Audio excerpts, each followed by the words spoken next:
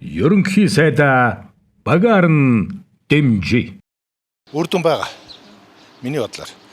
Яагаад тэгэхээр шинэ үе үед одоо Монгол ардын хувьсгалтай Монгол ардын намчин те ингээл одоо засаг эрх барьж ялаа. Нам дотроо гарсан хулгайг манай намын энэ нөхөр хулгайч гэд хэлдгүүл байсан шүү дээ. Тэгээ энэ үе ч одоо ингээ хэлээл ярьж гэн. Энэ ч ганц энэ намын асуудал биш улсын хэмжээнд ярьж шүү дээ те. Энэ төсвийн мөнгөний хулгай бол ганц намын асуудал биш бүх намын асуудал байхгүй. Ардсан намч байгаа, ардын намч байгаа, бусад жижиг намууч байгаа. Зүгээр төрийн албан хаагчдын дунд ч байгаа.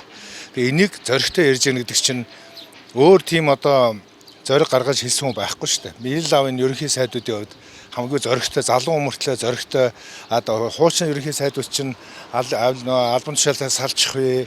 Эсвэл нам нь ялагчих болов уу? Эсвэл би одоо олон сөрөг хүчинтэй болчих болов уу гэж айдаг байсан шүү дээ. Одоо өөрийгөө л боддог байсан. Энэ үед бол ерөөсөө тэрийг харгалзахгүйгээр тэр бүх хулгайг илж хэлж штэ. Энэ 4 жилд бол эзэн засгийн 7% өссөн хамтуудын тэтгэмж за яг хүрэлцээтэй гэж би хэлэхгүй ч гэсэн нэмэгдсэн ард түмэндээ үйлчлэх чин хүслийн бол өрнүүлсэн ийм сайхан эдийн засгийн үр дүнтэй ажлууд бол хийгдсэн. Засгийн газар маань ингээд гарснаас хойш Монгол Ардын нам гарснаас хойш бид юу харж байна вэ гэхээр ийшээ хөгжил харж байна нэгдүгээр.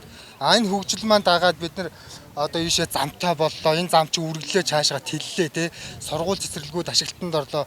Бид нар нөгөө харанхуй гудмаар явдаг байсан бол бид нар одоо зүгээр ингээд ямарч айхаа аюулгүй сайхан гэрэлтүүлэгтэй гудмаар явж байна тийм ээ. Энэ бүгд маань манай засгийн газрын хийж бүтээсэн ингээд бидний нүдэнд ил харагдахаар зүйл юм л гэж би харж байгаа. Зам талбай юм сайхан янзлал сайхан юм зөндөл хийлээ шүү дээ. Цуслангийн замуудыг хойгоор нь холбоод гэрээр бол дундуур зам тавьсан шүү дээ. Замын ажлыг л би мэдчихэв. Их өндөрөөр үнэлж явдаг. Ер нь их залуу өнгөтэй шудраг, дайчин.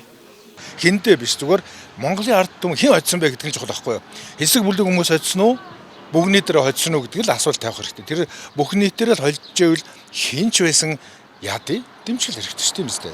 Ард түмний ялалт Монгол ардын нам